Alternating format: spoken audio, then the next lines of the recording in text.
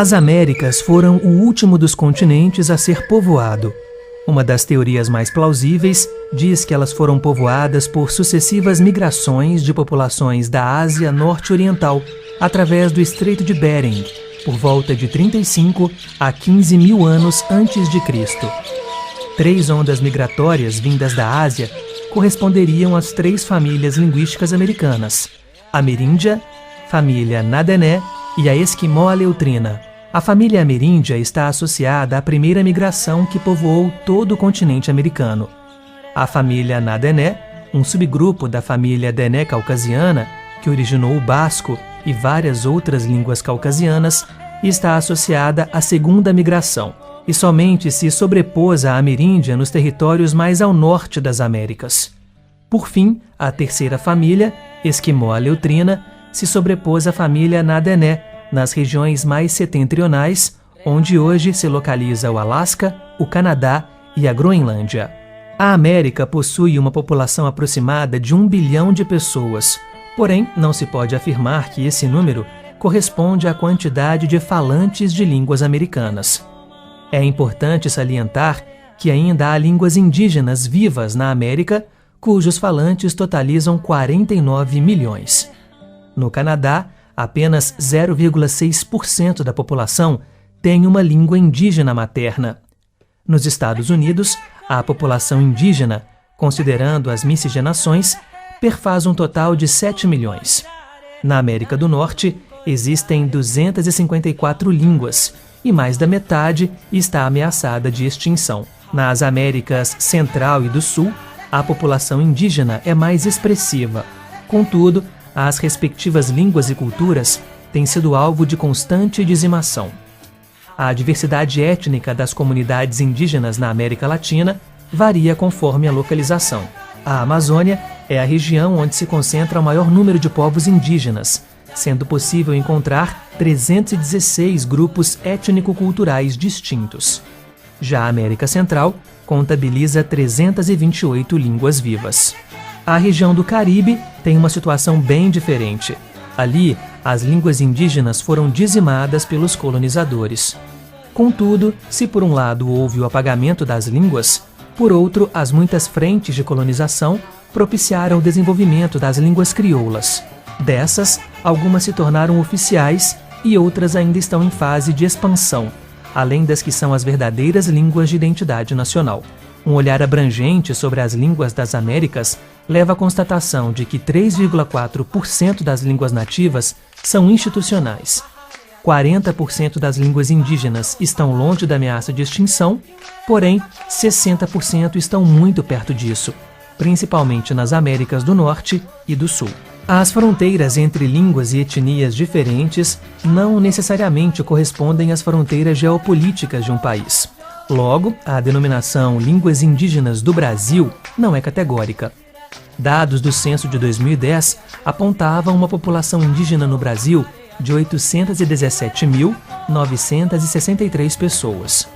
O número de indígenas aumentara consideravelmente em relação aos censos de 1991, que trouxe 306.245 indígenas, e também do ano 2000, que trouxe 734.131 pessoas, um resultado positivo para com a identidade indígena. As regiões com maior taxa de população indígena são a região Norte, com 37,4% da população indígena total, e Nordeste, com 25,5%. O Mato Grosso do Sul é o estado da região Centro-Oeste com maior presença indígena. De acordo com os dados da FUNAI e do Instituto Socioambiental, os grupos étnicos linguísticos maiores são o Ticuna, no Amazonas, com 53.444 falantes, o povo Guarani Kaiowá, com 31 mil falantes, no Mato Grosso do Sul, e o Canhangangue, com 45.620 falantes na região Sul. A FUNAI registra a presença de 274 diferentes línguas no Brasil. O Programa de Povos Indígenas do Brasil registra 305, o Ethnolong registra 202 línguas indígenas e o MUR, que é de 2011, entre 150 e 180 línguas indígenas. Para a reconstrução das famílias linguísticas americanas, de fato, Um dos primeiros problemas que os linguistas tiveram de enfrentar foi a falta de documentação escrita para a maioria das línguas nativas. Outras dificuldades estão relacionadas com as muitas divisões étnicas, que podem levar a considerar variedades de uma mesma língua como línguas distintas. O número exato de línguas indígenas vivas hoje no Brasil é exponencialmente inferior ao número estimado de línguas na época da chegada dos primeiros europeus, que devia ser muito próximo a 1.300. De acordo com o Programa de Documentação de Línguas Indígenas do Museu do Índio, nos últimos 500 anos foram exterminados cerca de 80% das línguas presentes no território brasileiro. Uma das classificações genéticas mais correntes para as línguas indígenas brasileiras é aquela que identifica dois troncos principais, o tronco tupi e o tronco macro-G, que por sua vez englobam famílias de línguas. Existem ainda uma série de línguas isoladas, que formam famílias sozinhas. O tronco macro-G compreende 10 famílias diferentes: Bororo, Guató, Jabuti, G, Carajá, Krenak, Machacali, Ofaié, Rikbaktsá e Iatê. A maioria delas é constituída por apenas uma ou duas línguas, mas a família G, a maior de todas, é formada por 8 línguas e 21 dialetos. O tronco tupi inclui 10 famílias: Ariquém, Avente, Juruna, Maué, Mondé, Puruborá, Munducuru, Rama-Rama, Tupari, Tupi-Guarani. Essa é a maior família e compreende 22 línguas, incluindo o moderno Nhengatu, e 18 dialetos. Algumas famílias de línguas indígenas não pertencentes aos dois troncos mencionados apresentam dimensões notáveis. A família Aruá, que compreende cerca de 18 línguas. A família Caribe engloba cerca de 33 línguas. A família Pano é formada por cerca de 14 línguas. A família Tucano é formada por 13 línguas e se divide em 3 ramos: Oeste, Leste e Central. A família Arauá compreende 7 línguas. A família Catuquina é formada por 3 dialetos da língua Canamari. A família Macu compreende 4 línguas. A família Chapacura compreende 5 línguas. No Brasil e na Venezuela, são faladas 4 línguas Yanomami. As famílias menores são formadas por uma ou 2 línguas no máximo. São formadas por uma única língua, a Bora, a Guaicuru, a Samuco e a Chiquito. A família Mura é formada por 2 línguas, uma das quais é o Pirahã, uma das línguas indígenas mais estudadas. Acrescentam-se a essas línguas cerca de 7 outras línguas isoladas, como o Canoê, o Ticuna e o Macu. A distribuição geográfica dessas línguas encontra-se em regiões do Brasil, do Peru, Bolívia, Venezuela, Colômbia, Paraguai, Argentina, Suriname, Guiana e Guiana Francesa. Em algumas regiões, há contextos de multilinguismo. Pelo fato de comunidades diferentes viverem em contato entre si, é comum que mais línguas sejam faladas pelos indígenas daquelas comunidades. É possível observar um alto grau de diversidade genética nas línguas nativas brasileiras. Há também uma notável variedade em termos tipológicos.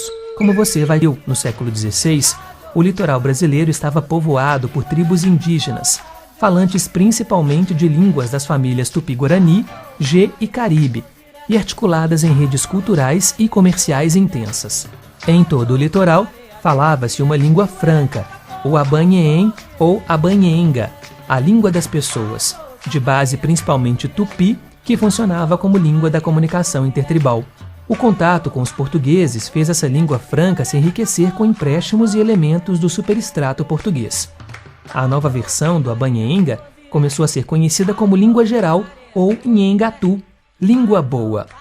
No final do século XVI, o padre Anchieta publicava sua primeira gramática, Arte de Gramática da Língua Mais Usada na Costa do Brasil, e a língua continuou sendo estudada e ensinada, principalmente pelas instituições jesuítas, até que em 1758 o Marquês de Pombal impôs o uso da língua portuguesa na colônia, proibindo explicitamente as línguas nativas, sobretudo a língua geral. No entanto, o nhengatu ainda é falado por cerca de 19 mil pessoas, entre Brasil, Colômbia e Venezuela. Os maiores vestígios das línguas indígenas brasileiras são achados em nomes de lugares e também de pessoas, os chamados antropônimos, de plantas e animais sobretudo a partir de palavras de origem tupi. Como topônimos temos Itambé, usado para indicar morros escarpados, mas também como nome próprio de localidades de Minas Gerais, Pernambuco e Bahia. Paraná, que significa mar, grande rio, algo semelhante ao mar, e Capanema, que significa mato ruim. Como exemplos de nomes de pessoas, temos Iraci, mãe do mel, e Iracema, que quer dizer fluxo de mel ou enxame de abelhas. Na flora e fauna, temos açaí, aipim, caju, pitanga, pequi, jerimum, ipê, jabuti, jacaré, jaguar, sabiá, siri, jiboia, urubu, tatu, tamanduá, entre vários outros. Também há vestígios um pouco mais estruturais no português que derivam de bases lexicais tupis, como em cajueiro, pererecar, capinzal, junto com algumas expressões idiomáticas de derivação tupi, como estar na pindaíba, ou seja, estar sem dinheiro, e chorar pitanga, que quer dizer queixar-se. Alguns sufixos derivacionais têm clara origem tupi.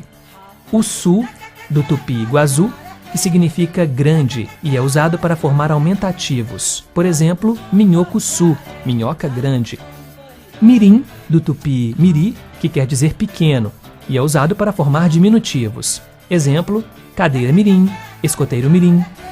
Oara, do tupi ara, que quer dizer nascer. Exemplo, marajoara, manauara, que é quem nasceu em Manaus. E irana, parecido com ou mal feito. Caferana, sagarana.